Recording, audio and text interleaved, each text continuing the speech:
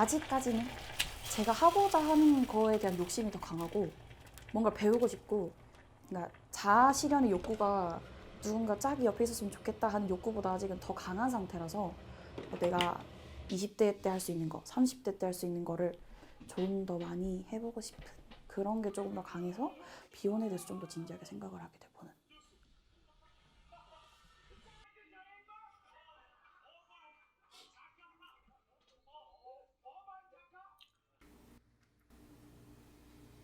(21학번으로) 지금 영화과에 재학하고 있는 김경빈이라고 합니다. 네. 어렸을 때부터 엄마 혼자서 저희 둘을 위해서 계속 이제 고군분투하시는 모습을 너무 많이 보다 보니까 저도 사실 좀 두려워지더라고요. 하려면 건강한 결혼도 해야겠다. 그리고 내가 먼저 건강해져야겠다. 이런 생각도 되게 많이 했던 것 같아요.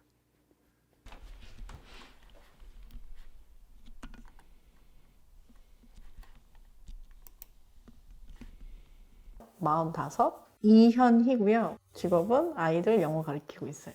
작은 교습소를 운영 중입니다.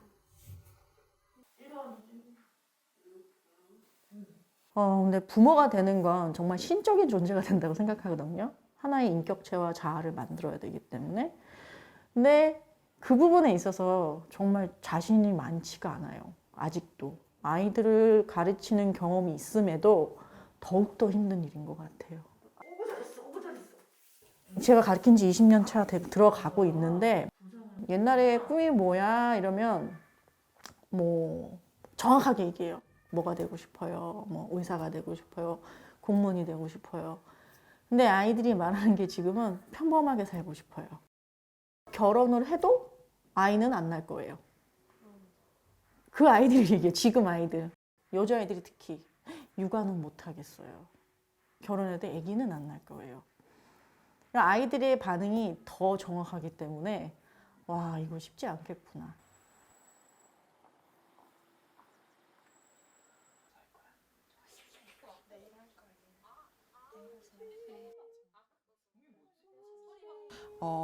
제가 MF가 필요하다, 그러니까 이렇게 여성들끼리 모이는 커뮤니티가 필요하다고 느꼈던 그 시기가 2018년에 한참 그런 필요성을 느끼게 됐는데요. 그때 당시에 이제 여성들이 어떤 사회적으로 받는 차별, 물리적 혹은 비물리적 폭력들에 대해서 굉장히 분노하는 사건들이 2015년부터 연달아서 일어나기 시작했어요. 근데 그 부분에 대해서 여성들이 화가 났고, 이 화에 대해서 사회에 정당한 어떤 요구들을 해도 사회가 우리가 원하는 속도대로 변화되지 않는 거예요. 근데 이 사람들이 가지고 있는 에너지가 언젠가는 그 분노의 힘으로 소진될 거라면 조금 더 열매를 맺는 방식으로 뭔가 승화시킬 수 있지 않을까라는 생각이 들었고, 그러면 어떤 형태로 우리가 뭉쳐야 이것들이 더 길게, 그리고 우리의 삶에 조금 더 영향력을 미치는 형태로 남을 수 있을까라는 생각이 들었고, 그래서 제가 필요하다고 생각했던 것들이 그 여성들 간의 어떤 연대가 필요하다, 그리고 여성들끼리 조금 여성을 돕고 살아가는 분위기들이 필요하다, 이런 생각들이 들었고, 사회적으로 약속되어 있는 그 결혼이라는 제도 안으로 들어가고 싶어 하지 않는 여성들이 많아지기 시작하면서, 지금까지는 조금 싸움의 형태 혹은 세상에 대한 어떤 불만을 토로하는 형태였다면, 앞으로는 우리끼리 조금 더 뭔가를 생산해내는 형태,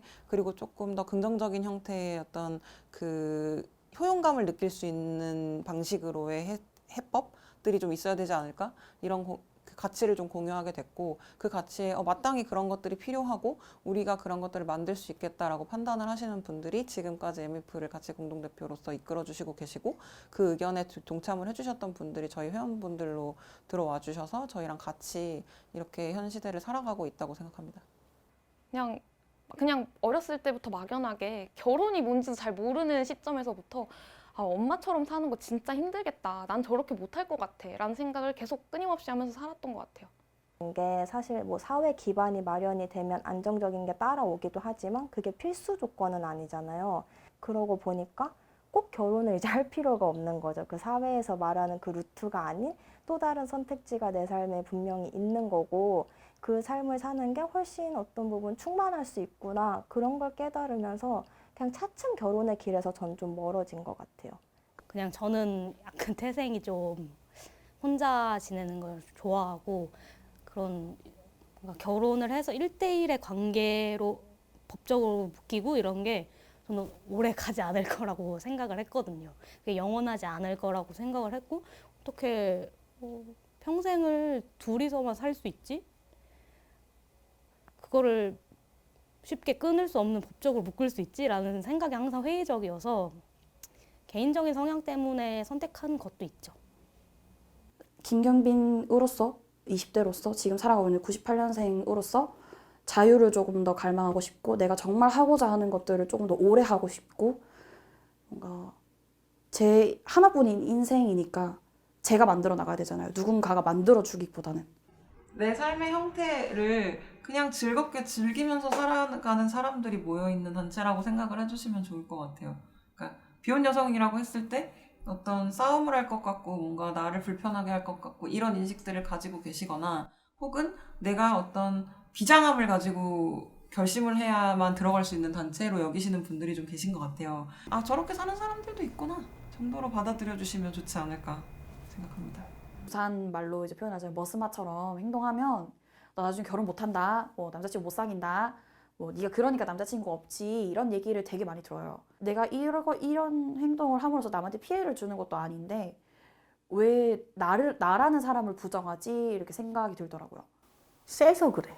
너무 잘나서 그래. 저거 누구 닮아 저래. 여자가 돼가지고. 그런 말들은 정말 짜증이죠. 되게 웃겨요. 재산 형성이 되는 순간 남자 필요 없겠네. 다 그렇게 얘기가 들어가요. 이 말도 참 기분 나빠. 무조건 남자한테 결혼 가서 거기서 남편이 주는 돈 받고 살라는 거니까. 오지랖이죠. 정해놓은 거죠. 몇 살이 되면 결혼을 해야 되는데 쟤는 그걸 못했어. 왜 못했을까? 그리고 걱정해주시는 분들도 있다고 생각해요. 근데 이게 이 걱정이라는 게 그러니까 내 맘 편하자고 하는 걱정들인 거잖아요. 그러니까 쟤를 보고 있으면 내가 너무 불편하니까 너 왜 결혼 안 하니? 너 멀쩡한데 왜 이렇게 결혼을 안 해? 이런 생각들을 하시는 거잖아요. 졸업하고 직장 잡고 결혼하고 애 낳고 그런 순서대로 가지 않으면 뭔가 문제 있는 사람처럼 취급하는 우리나라 사람들의 생각의 문제라고 생각해요. 결혼을 하면 출산을 당연히 하는 것처럼 느껴져요. 왜냐면 결혼을 하지 않고 태어난 아이가 정상적이라고 생각하지 않으니까요. 저는 가족에 대한 정의가 바뀌어야 된다고 생각을 해요. 사실 우리가 생각하는 4인 정상가족은 전체 가정의 형태를 볼 때 30%가 채 안 된다라는 어떤 통계를 봤었거든요. 근데 여전히 그게 대표성을 갖고 이게 과반수인 것처럼 얘기를 하잖아요. 지금은 제도 쪽에서 너무 굳건하게 버티고 있으니까 인식이 아무리 얘를 뒤집으려고 해도 잘 되지 않는다는 생각이 좀 들어요. 친이모랑 친이모의 절친이랑 둘이 같이 살아요. 그러니까 결혼도 안 하시고 두 분이 같이 사는데 어디가 아프거나 그래서 병원을 갈 일이 생기면 법적인 보호자가 없는 거예요. 그래서 이모들이 아프면 저기 되게 멀리 사시는데 꼭 서울까지 올라오셔서 엄마가 이모의 보호자를 해줘야 되는 그런 관계에 있어요. 밥숟가락도 공유하는 진짜 말 그대로의 가족인데 제도상으로는 가족으로 인정받지 못하고 있는 거죠. 저도 그래서 결혼이라는 제도를 좀 더 수정 보완하거나 그래야 되는 게 아니라 가족을 인정하는 그 가족을 개념화하는 제도가 좀 더 많아져야 된다고 생각을 해요. 왜냐면 제가 너무 눈앞에서 봤기 때문에. 제일 짧게 잡아서 조선시대라고 합시다. 그거 아직도 이어지고 있는 거예요. 지금 이 시기 1세기인데. 발전된 선진국에서는 흔히 남녀의 결혼만이 아닌 그러니까 모든 형태의 가족의 형태들을 인정하고 있어요. 근데 우리나라는 남녀만 인정하죠. 세상이 변하면 따라가는 것도 법이 변해야 되고 생각도 변해야 되고 가치도 변해야 되고 제도가 변해야 된다고 생각을 해요. 이 사회가 비혼모든 뭐든 어쨌건 간에 아이를 낳은 여성들에게 그 혜택을 줘야 되거든요. 근데 뭔가 이상하지 않아요? 결혼을 해서 아이를 낳는 집에만 혜택이 돌아가고 그 혜택이 꼭 국가를 유지하는 것처럼 착각들을 하고 있어요. 그 지점을 분명히 우리가 짚고 생각을 해봐야 되거든요. 프랑스 자체가 저출산으로 굉장히 힘들었던 나라였어요.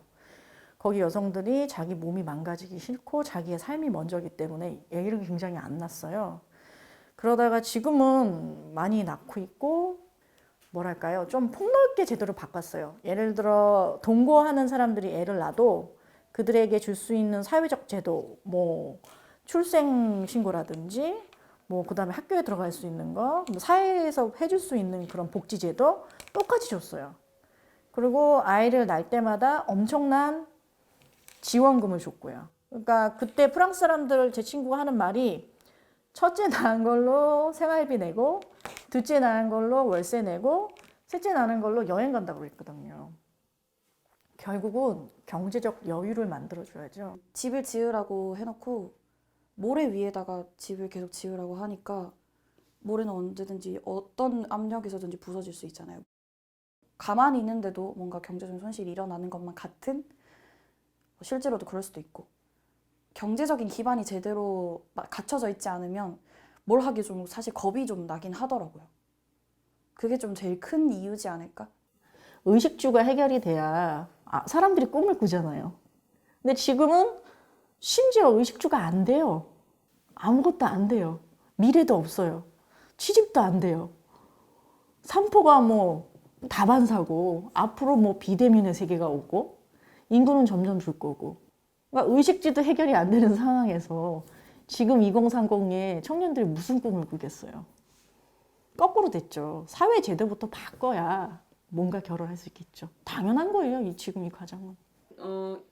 이런 변화는 있다고 제가 알고 있어요. 그러니까 뭐냐면 뭐 청년들을 위한 어떤 아파트를 구해서 뭐 1인 가구를 위한 어떤 주거를 제공을 해준다던가 이런 식의 어떤 지원 제도를 가지고 있는 시도들이 조금 있어요. 그런 제도들이 좀 더 전국적으로 좀 더 크게 지원 사업의 형태를 넘어서서 제도적으로 법적으로 보장받을 수 있는 사회가 되면 좋겠죠. 그러니까 비혼을 따지기 전에, 결혼 장려를 따지기 전에, 출산을 더 하기 전에 개개인의 자아를 잘 찾아갈 수 있는 사회를 만들어줘야 될 것 같아요. 그게 먼저인 것 같아요. 제 생각은.